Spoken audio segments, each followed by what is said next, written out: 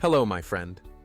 Today, we embark on a global journey to explore the profound and often contradictory relationship between humanity and the animal kingdom, viewed through the lens of agriculture.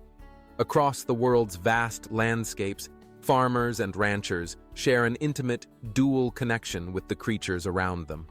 Some animals are carefully cultivated, becoming living symbols of heritage and economic cornerstones. Others, in their untamed abundance, emerge as beautiful yet formidable adversaries. This is a story of reverence and resistance, of cultivation and conflict. We begin our exploration with an animal that has been elevated to iconic status on two separate continents: the majestic Longhorn cattle.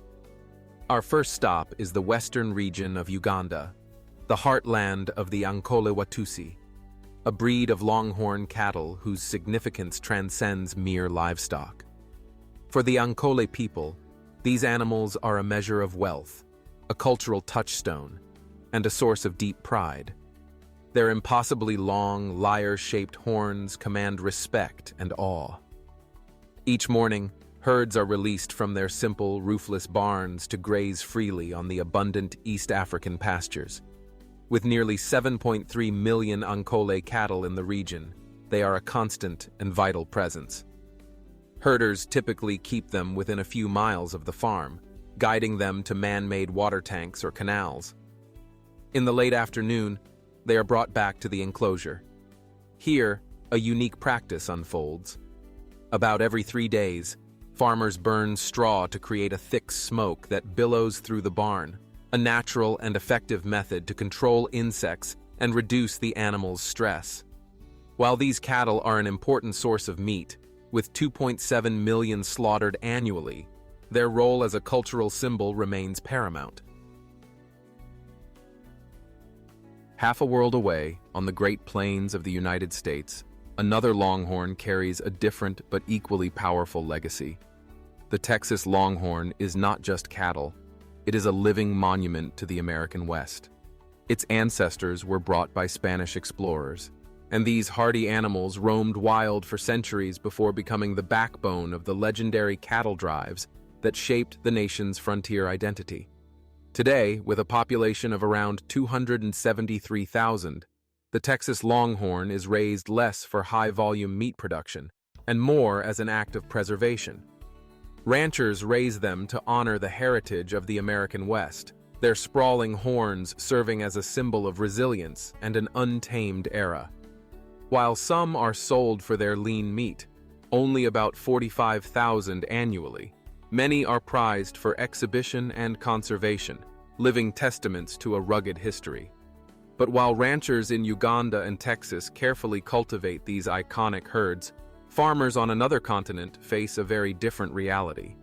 In Australia, the relationship with the animal kingdom is not one of reverent preservation, but a constant and frustrating battle against a beautiful yet destructive force that descends from the sky.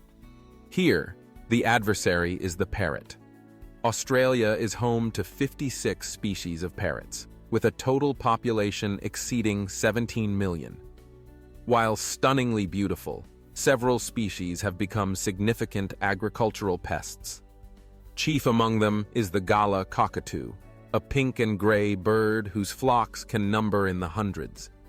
These intelligent and noisy birds descend upon farms, causing significant damage. They swarm fields of wheat and barley, particularly when the grain is in its soft, milky stage. They raid livestock feed, competing directly with cattle for corn and other seeds. The economic toll is staggering, with galas alone costing Australian grain farmers an estimated $173 million in crop damage each year. Beyond the farm, their loud calls and messy droppings make them a nuisance in suburban areas as well. An even more dramatic example of this conflict comes from another native, the budgerigar. While known globally as a popular pet, in the wild, their behavior is astonishing. After a rainy season, when vegetation and food sources become abundant, their population can explode. A flock that numbered in the hundreds can swell into the thousands, a swirling, chirping cloud that moves across the landscape. When a flock of this size descends on a fruit orchard or a field of sorghum nearing harvest, the damage can be swift and total. Farmers employ various measures to control them: trapping, scaring devices, and even culling, all within the strict guidelines of Australian wildlife law. Yet these efforts often feel like a losing battle. The sheer reproductive power of these birds, where a colony can increase its numbers 17-fold after a single breeding season, means that any relief is often temporary. This brings us back to our central theme. We have seen two sides of the same coin. On one side, the Longhorn, both the Ankole Watusi in Africa and the Texas Longhorn in America, an animal selectively bred, managed, and elevated to the status of a cultural icon. It represents a harmonious, if utilitarian, relationship between man and beast. On the other side, the Australian parrot, a creature whose wild success and natural abundance places it in direct conflict with human agricultural endeavors.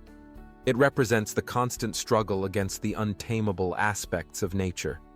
This dynamic, a delicate dance between cultivation and conflict, between reverence and resistance, is the enduring and fundamental story of agriculture across our planet.